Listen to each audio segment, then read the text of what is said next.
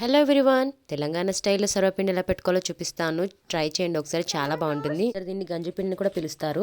First ఒక గిన్నె తీసుకొని దాంట్లోకి 2 కప్పుల బియ్యం పిండి తీసుకొని ఉప్పు, కారం, కొంచెం వేయించిన పల్లీలు అండ్ కొంచెం నానబెట్టుకున్న శనగపప్పు కూడా యాడ్ చేసేసుకొని కొంచెం కరివేపాకు అండ్ కొత్తిమీర కూడా యాడ్ చేసుకోవాలి. తర్వాత కొన్ని ఎల్లిపాయలు కూడా దంచి యాడ్ చేసేసుకోవాలి అండ్ పసుపు కూడా యాడ్ చేసేసుకొని కొంచెం జీరా కూడా యాడ్ చేసేసుకోవాలి. ఆ తర్వాత కొంచెం గోరువెచ్చని వాటర్ యాడ్ చేసుకొని పిండి ముద్దలాగా మిక్స్ చేసేసుకొని 10 మినిట్స్ తర్వాత ఇలా వెడల్పాటి గిన్నె తీసేసుకొని దానికి కొంచెం ఆయిల్ అప్లై చేసుకొని ముందుగానే ఇలా మొత్తం అంతా స్ప్రెడ్ చేసేసుకోవాలి. తెలంగాణ స్టైల్ అయితే చాలా బాగా మంది చేసుకుంటారు అనమాట. ఇలా నేను చెప్పిన ప్రాసెస్ లో అన్ని ఇంగ్రీడియంట్స్ వేస్ట్ చేస్తే చాలా బాగుంటుంది. ఒకసారి కంపల్సరీగా ట్రై చేయండి. ఇలా అంతా మొత్తం స్ప్రెడ్ చేసుకున్న తర్వాత ఇలా హోల్స్ లాగా పెట్టేసుకుని ఆ హోల్స్ లో కొంచెం ఆయిల్ యాడ్ చేసేసుకోవాలి. మరో స్పూన్ లో చుట్టూ కూడా యాడ్ చేసేసుకొని స్టవ్ మీద పెట్టేసుకొని మొత్తం సిమ్ లో పెట్టేసుకోవాలి ఒక 2 or 3 మినిట్స్.